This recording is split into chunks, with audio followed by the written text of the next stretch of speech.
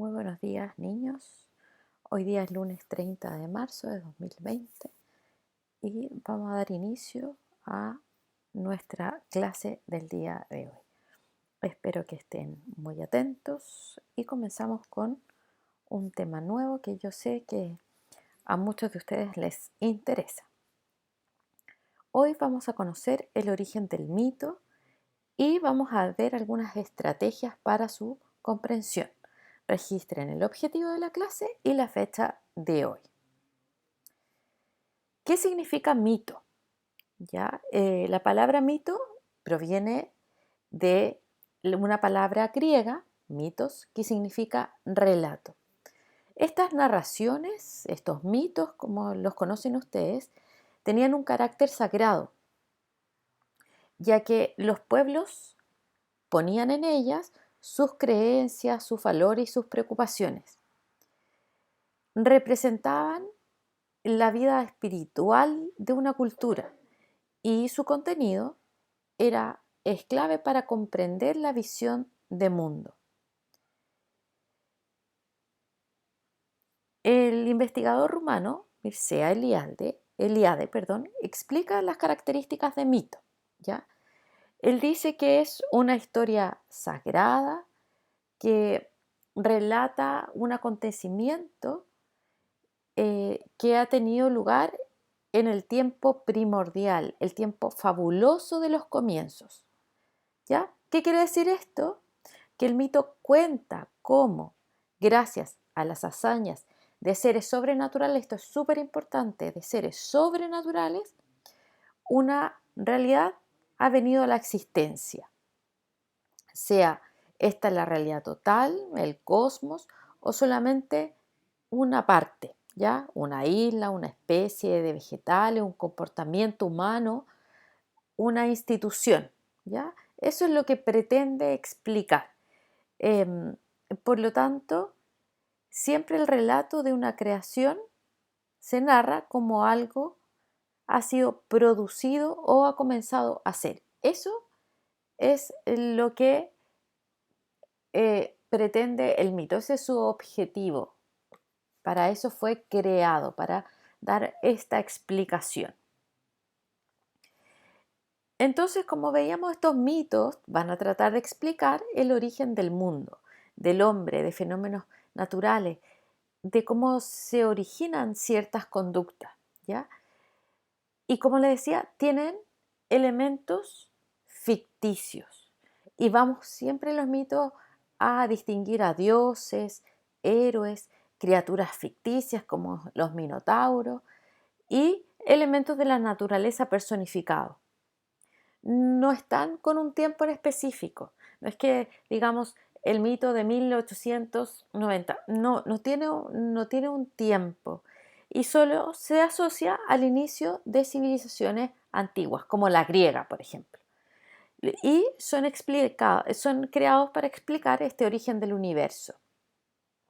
Pues el ser humano no tiene o no tenía las herramientas ni tecnológicas ni científicas para justificar lo que pasaba a su alrededor, no como ahora, ¿cierto? Por ejemplo, si de pronto dejaba de llover y su siembra se acababa, lo que hacía el hombre era atribuir esto al enojo de los dioses. Si había una gran tormenta, ¿cierto?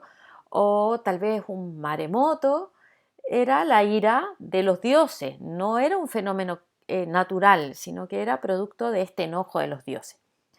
Y la mayoría de las culturas, en la mayoría de las culturas, los hombres han creado dioses para responder las preguntas del día a día, una especie de oráculo, ¿cierto? A ellos les preguntan. Estos relatos creados por estos seres humanos han sido transmitidos de forma oral, ¿ya? Y como lo dije en un comienzo, es para dar explicación a sus orígenes, a los seres que los rodean, a los misterios de la vida, ¿ya? Sin importar cultura, temática, de muchos de estos antiguos relatos se repiten. Por lo tanto, Cada pueblo, dependiendo de sus características geográficas y culturales, elaboró historias que hablaban de la creación de todo aquello que conocían y de la participación de uno o más dioses en esa creación. Y en estas historias se encuentran el origen de la relación entre humanos y dioses. Fíjense que siempre hay muchos mitos en que aparece un humano desafiando a un dios y el dios se enoja y de ahí se va generando una historia o hay rivalidades ya que desencadenan una historia. En el mito, los elementos de la narración adquieren o poseen unas características específicas, ¿ya? Que se detallan a continuación. En el mito, en relación al tiempo, se sitúa fuera del tiempo histórico, en una época remota, indeterminada. No sabemos, solo sabemos que es antiguo. En relación a sus personajes, está protagonizada siempre por dioses o héroes que tienen características sobrehumanas. Se van a ir dando cuenta, ¿cierto? Por eso hablamos de superhéroes, ¿ya? Y la historia tiene como propósito explicar el origen de algo, ¿ya? La creación del mundo. Ese es un ejemplo. Tratan de explicar el mundo o el ser humano. A continuación vamos a trabajar con el libro del ministerio, ¿cierto? De la página 12 hacia la 24, en esa nos vamos a ceñir, porque para poder comprender un mito es necesario, ¿cierto?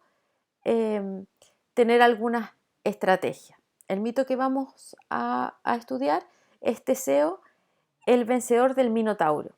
Fíjense, Minotauro, ya aquí habla de un personaje que tiene características que no son humanas. Y hoy día vamos a hacer solo la contextualización, que vamos a trabajar por lo tanto en la página de la 12 a la 23 y luego seguiremos trabajando con el mito. Y puedes leerlo para estar preparado para la clase de mañana. Antes de ponernos a leer, vamos a tener claro que en las narraciones literarias, los personajes van a actuar de acuerdo con sus motivaciones, sus propios intereses, qué los mueve a actuar de determinada manera, ¿ya? Y por lo tanto, estas acciones de estos personajes tienen consecuencias o efectos en él, en los demás personajes y elementos de la historia. Las acciones además nos van a permitir que la historia se vaya desarrollando. Vamos a observar un esquema que muestra esta relación entre los intereses de un personaje y sus acciones y las consecuencias que éstas tuvieron. Rey Euristeo. Sus intereses son eliminar al león de Nemea, monstruo que aterroriza a su reino.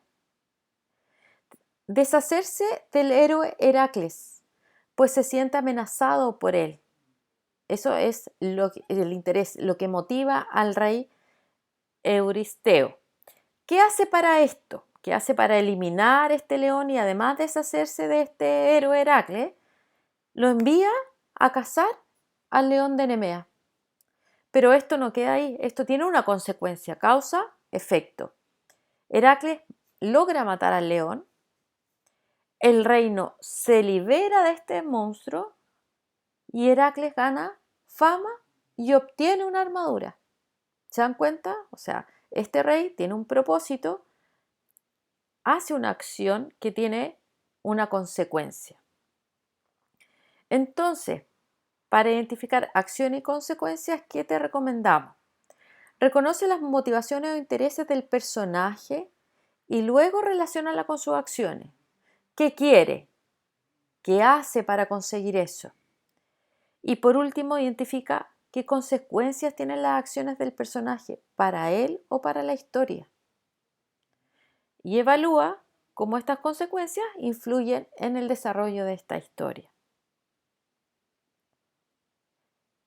Con esto, con esta introducción que hicimos, vamos a continuar mañana. Vamos a adentrarnos en los mitos y vamos a ir leyendo también diferentes mitos, y te recomiendo que vayas buscando mitos también como una manera de interiorizarte y descubrir esta relación entre los dioses y los humanos, en lo que quieren explicar, eh, que es muy interesante y entretenido.